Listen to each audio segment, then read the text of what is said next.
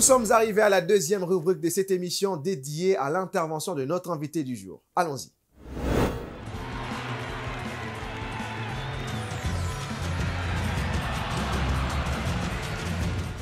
Bonjour, bonsoir, ça dépend de quelle heure il est chez vous.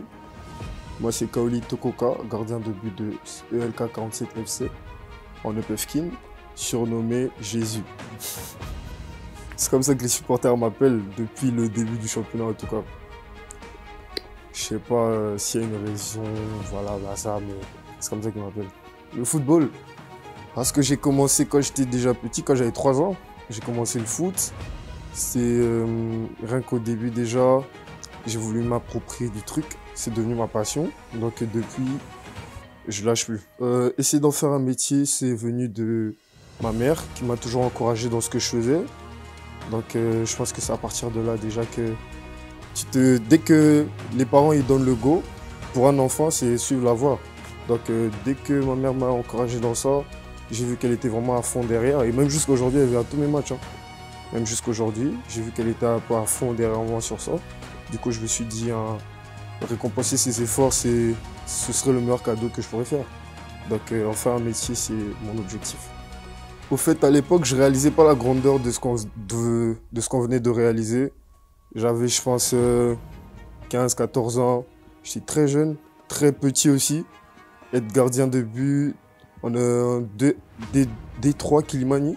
C'était vraiment c'était cardio, donc j'ai enchaîné, je pense, la saison là, j'ai joué au moins 5 ou 6 matchs.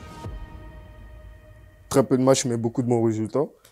Donc à la fin, être sacré champion, c'était vraiment la joie, la fête, le trophée, les banderoles et tout. Donc ça allait vite dans ma tête, j'ai pas eu le temps de réaliser ce qu'on venait de faire au fait. ELK 47, comment j'ai atterri là-bas? J'ai atterri là-bas déjà en passant par les managers de l'ESEC du Congo, vu que c'est l'équipe des ESEC du Congo. Donc ils me connaissaient déjà, ils ont apprécié ce que je faisais et tout. Ils m'ont déjà vu jouer, donc ils m'ont approché. En début de saison, non, en mi-saison avec EFA, en D2, Kilimani.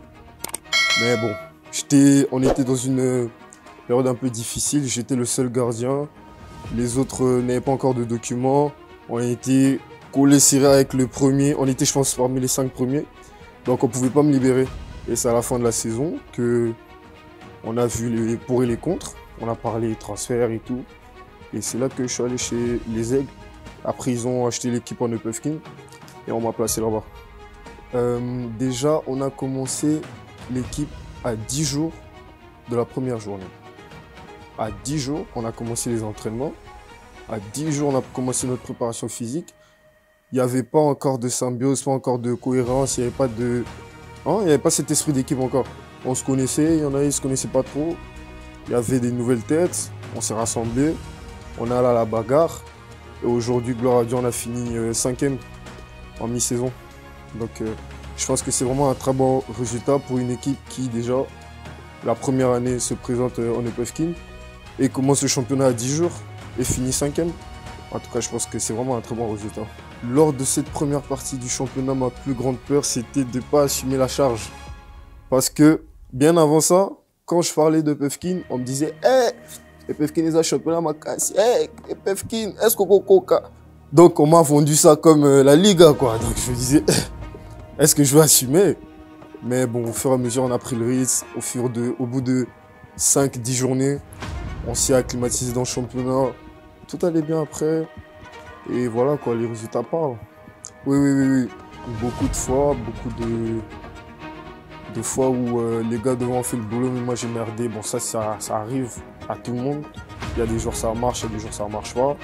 Comme on dit, ce n'est qu'un résultat, la défaite, le nul ou la victoire. On garde la tête haute et on regarde le prochain match. Bah oui, crier sur les défenseurs. J'ai 2-3 défenseurs là qui ont la tête dure, donc je suis obligé. Je ne veux pas citer les noms. Mais je suis obligé de crier, de pousser, de diriger, de les replacer. Donc, parce qu'ils voient pas le terrain comme moi. Moi, je suis vraiment de derrière, je joue à tout. Et donc, je suis obligé de les diriger, les pousser, leur crier dessus. Donc, c'est un peu ça. C'est un second capitaine sur terrain, comme on peut dire, et le coach sur terrain aussi. L'objectif, en tout cas, pour cette seconde partie du championnat, personnellement pour moi, c'est plus de clean sheets, plus de matchs sans encaisser de but, parce qu'en début, c'était un peu chaud, on s'acclimatisait pas trop au championnat. Il y avait la pression et tout, mais au fur et à mesure, ça a commencé à venir. Donc pour cette seconde partie, plus de clean sheets, plus d'arrêts pour les caméras, les vidéos, on vit pour ça. Et minimum finir au moins parmi les 3 premiers en fin de championnat. Et après, en tout cas, moi, je vous cache pas, mon objectif, ça n'a jamais vraiment été de jouer ici. Mais bon, comme on dit, la vie, l'homme propose, Dieu dispose, tu vois. Donc aujourd'hui, je me retrouve là, mais l'objectif, c'est de trouver un club ailleurs où je pourrais jouer professionnel déjà, parce que je me sens apte, je me sens déjà prêt. Donc c'est un peu ça. À tous mes fans, je sais pas si j'en ai. Merci beaucoup à ceux qui me suivent depuis le début, depuis le terrain de sable là-bas. Merci, force à vous. Et à tous ceux qui me connaissent depuis, peut-être à travers cette émission. Continuez de me suivre, l'actualité, mes réseaux. Donc voilà. Merci beaucoup à vous.